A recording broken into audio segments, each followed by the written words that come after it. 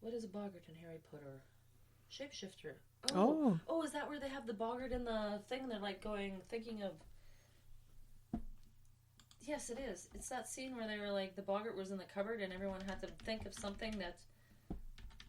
No, that was a Dementor. No, because I've watched a lot of Harry Potter. It doesn't ring a bell, but... It's not ringing a bell. Maybe I've looked at images. I just remember the name for some reason. Oh, that's not bloody images. That reminds me of a joke, but anyway. Ringing bells? Ping, ping, ping. About the orphan that was raised in the church and he had no arms and his job every day was to ring the bell. So the only way he could do it, he'd take a running leap and he'd slam his body against it and he'd ring the bell, right? Oh. But one day he missed and he fell over the side and a crowd of onlookers gathered around and they're like, who's that guy? Who's that guy? They can identify him. He goes, I don't know who that guy is, but his face rings a bell. Sorry. That's terrible. I know, right? Yeah, no, this is the boggart, see? This is when they were thinking, and the Snape was dressed up as a chick. Because the boggart, a boggart was the little sucker that was in the cupboard that... Okay. Did you remember they all had to think of something that they feared, right? And then change it into something else? It's like when what's-his-face thought of his mom or grandma and... Like a shapeshifter? Thought of her in women's clothing or whatever. Yeah. Yeah, she was like a shapeshifter. Right. He was just a mischievous shapeshifter. And then Harry got up there and of course it turned into a friggin' Dementor instead. I don't remember which one that was. That was the one with the prof that turned into a werewolf one. Well, Wikipedia said it's either, it's used in English folklore for either a household spirit or a malevolent genius, Loki. Loki. Oh, Loki's. Yeah. Cool. Inhabiting fields, marshes, or other topographical features. It's the boogeyman. It's the boogeyman. The boogeyman, apparently. Yeah, and his blue birches is the name of a shape-shifting hobgoblin who played harmless pranks in the home of a shoemaker. Oh, so it's the little shoe dudes, right? And his family on Blackdown Hills in Somerset. His usual form was that of an old man wearing baggy blue breeches. But he also took the form of a white horse, a black pig, and a wisp of blue smoke. So precise. The family took his presence in good stride, but some clergy learned of his existence and banished him from the house. Well, the assholes. Oh, sorry, I yawned. Sorry. Don't yawn. Well, they also say the boggarts, whatever. The household form causes mischief and things to disappear, milk to sour, and dogs to go lame. Oh. Yeah, that's weird. Horrible. Yeah, that's weird. That is odd. And they're attributed in more serious evil doings, such as the abduction of children. Oh, yeah. Excuse me. Oh, yeah, see, there's with the sour cream. What's with the sour cream? Was it like some sort of, Kinky. So if you leave cream out for the hobgoblin, you know if you have a hobgoblin, it's gone. If it sours, it's you know you got a... boggart. Yeah. Well, you're screwed either way. And if you leave it too long, nothing eats it, and it sours anyway. Yeah, then you have nothing. Huh. Robin Roundcap, not to be confused with Robin Redcap. Haunted Spalding Thank God Hall they dispelled that. Spaldington, East Yorkshire, and was a hearth spirit of the true hobgoblin type. He helped thresh the corn and perform other domestic chores, but when he was in the mood for mischief, he would mix the wheat and chaff again, kick over the milk pail, and extinguish the fire. He is said to have been confined in a well, for a stipulated number of years through prayers of 3 clergymen. The well is known as Robin Roundcap's Well. Like, there's really, this is, really, there's a place that's called Robin... I have to find out. I need to see Robin Roundcap's Well. Interesting. You're very quiet. Me? Mm-hmm. Yeah, you. No, I'm researching. I know. Yeah. I'm trying to give the best description I can for this next part that I want to talk about. Oh. Ooh, I have two examples of I've been babbling away forever. No, I've been listening. I'll take the quiz, I swear to God, and I'll pass. Okay, what's a Dobbie? Dobbie. What I see here is we got hobgoblins, we got brownies, and then we got boggarts. But there's 3 different kinds of hobgoblins there too. There's the red caps and the other thingies and the... Too confusing. It's just and they can be malicious. They can be... That I've heard. If you piss them off, they will... If angered, And then there's a dude that Turn malicious, like cures Bogarts. people. Bogarts. Jeez. Hobgoblin sightings. Little people. Hairy So little men. Ooh, that's a picture. Ooh, what is this? I have 2 examples. While you guys do that, I'll read one example. Yeah, you read. I've heard this one before, and it's the Goblins of Hopkinsville, Kentucky, right? I was looking at that one as well. Yeah. So how it goes down, the evening of August 25th, 1955, there were 5 adults and 7 children. They visited Hopkinsville, Kentucky police station with a strange story. Among those, pardon me, among those 12 people were brothers Elmer and John Sutton, as well as O.P. Baker, and a few others. They're all related anyway. The group reported they had witnessed a flying saucer land near the farmhouse where they were staying the night. Little men surrounded the house, peering at the frightened family as they attempted to gain entry. John Sutton and Billy Ray Taylor claimed to have fought off the men with a shotgun and a pistol for several hours before leaving to notify the police. The little men, they reported, were short, monkey-like, with long arms and webbed hands with talons, large, bright, offset eyes and pointed ears. The sketch by Evansville press artist Larry Hill appeared in the newspaper along with the first reports of the supposed sightings. So the Hopkinsville police station investigated the incident, and they found no tracks marking outside of the home, only the evidence of gunshots fired from inside. Yeah, I know. There's like freaking holes. I know, shit. right? Yeah. Like Swiss cheese. Yeah. Another officer reported seeing a meteor shower in the area, but no flying saucer, and media quickly spread the strange news of the Hopkinsville's goblins or little men.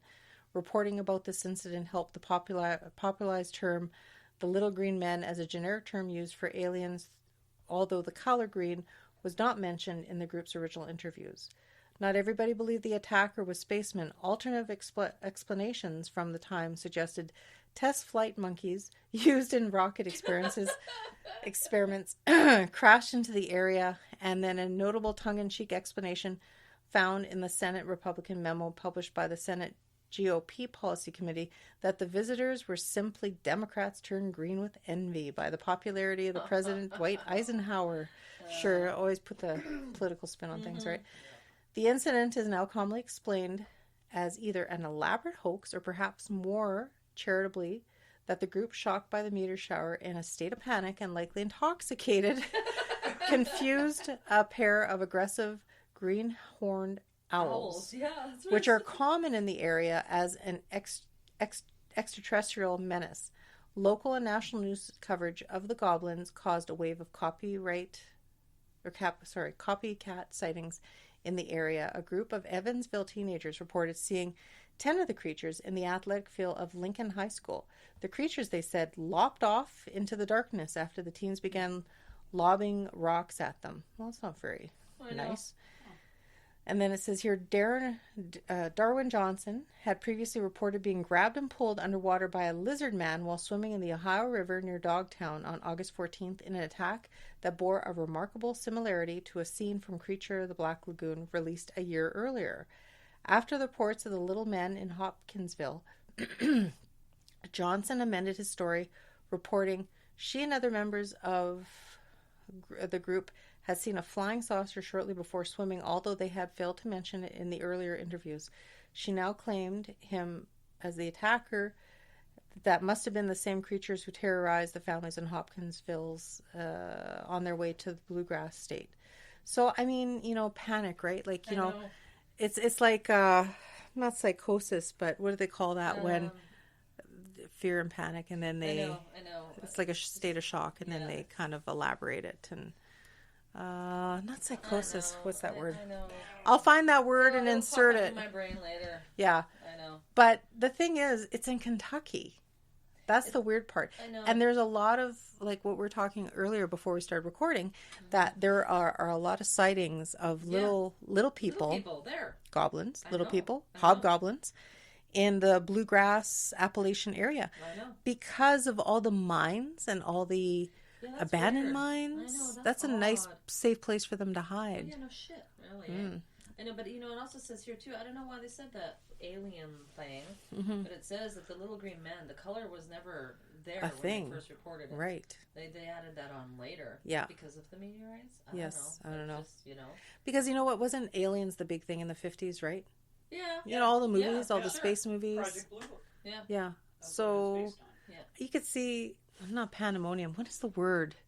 I'm trying to I use. can't think of it. It's like easy. It It's catches like, on. It just it's like. Yeah. Ripple effect. No, not ripple effect. It starts with a P. It's not Pandemonium. It's like when a crowd of people has.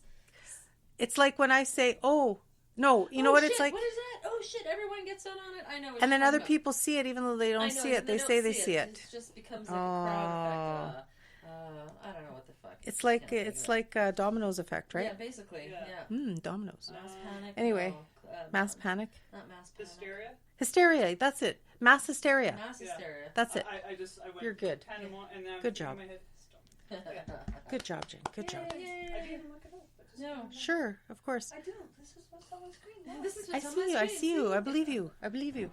But yeah, no, that's odd though. Like, I mean, okay, mass hysteria, fine, okay, but this is like a family, right? yeah, This is a whole family, but mind you, it said they were all loaded. right. But it said they, Who isn't all loaded? And it was Raise your hands. Carbon monoxide poisoning. Sure. 12 to 15 dark figures. That's what they said. 12 to 15, and they like shot at shit for 4 hours. Yeah, that's a 4 long. hours. That's a long. No, I don't know. They shot at shit family, for though? I don't know. By Kelly Hop. Kentucky. Mm-hmm. Who knows? Who knows? Kelly Green. There is a lot of inbreeding. Well, But it's you like know. the- Yeah, that's like okay. would that be the McCall, like the Hatfield? No, I ain't editing that. 12 to 15 short dark figures repeatedly popped at the doorway and peered in the windows. Like, that's like, you gotta be like high as shit. Is moonshine there? Is like sucking back some toxic moonshine there. I'm sure. For sure. Like, really? Yeah. Point Douglas on a Saturday night. But his 2 sons, too. I'm going to edit that out. Monday night. Any day of the week. Come on. That's Billy Ray? Sunday to Monday night. Yeah. Billy Ray and Lucky? Billy Ray. That was his name. There Billy you Ray. go. But Yeah, it says, you know what, it's funny. And his brother Billy. Billy Bob. They were carnival workers. They were visiting the farmhouse. Gets better. Seriously, they were. Oh. Workers are visiting the farmhouse. Now you're The messing neighbors with told me. The officers that families had packed up and left after claiming the creatures had returned about 3:30 in the morning. Like, that is just weird. That is weird. That's very weird. That's some bad crack. Yeah. Well, yeah, that's just, I mean, that's... Shit. Psychologists even study this shit. It's a pseudoscience and an extraordinary claim to help Mass students hysteria. develop critical thinking skills. They didn't have critical thinking skills? Well, they use this as an example, I guess. Psychologists use this as an example for people that have maybe had pandemonia. Oh. Crazy. So this craziness. leads. So that leads that story. If I can borrow the floor here, borrow it. It's my floor. Your floor. It's my desk. Floor, It's my microphone. It's my computer. But so I listened to a lot of good podcasts. I listened to Mysterious Universe, which is probably my favorite paranormal-esque type thing. They talk about everything under the moon. I discovered a new one recently. Well, I'm actually listening to Astonishing Legends right now. They're talking about Edgar Cayce, and I've read actually a book on Edgar Cayce. And in fact, I found 2 books in Margaret's stuff. Oh, really? And it was Cool. about reincarnation Okay. and Edgar Cayce, and he's got some pretty good theories. Oh, yeah. I'm kind of getting away from myself, but in saying that, that's future episodes. So that's Astonishing Legends. That's a good paranormal podcast. A new one that I found is called Euphemet. Okay, and it's this guy. He's got good topics. He had my favorite people, Greg and Dana Newkirk, right? The traveling Paranormal Museum. Favorite show? Yeah. He had them on because they have a documentary. It's a 2-parter, and it's called Hellier, and it's about Hellier, Kentucky. Oh, okay. Another Kentuckier. So what happened was, I'm reading this off of Hellier TV. Okay. So check out this documentary if you guys can. It's very interesting. So in 2012, Greg Newkirk received an email from a man calling himself David Christie, who claimed that he and his family were being terrorized by unearthly creatures by night. After exchanging emails, David disappeared. So for the next 5 years, the case only got stranger as more connections and mysterious emails came in to Greg. Then in 2017, Greg and a team of researchers traveled to rural Kentucky, not knowing what they would find or uncover, or how deep that they would get into this case, or how if it would even go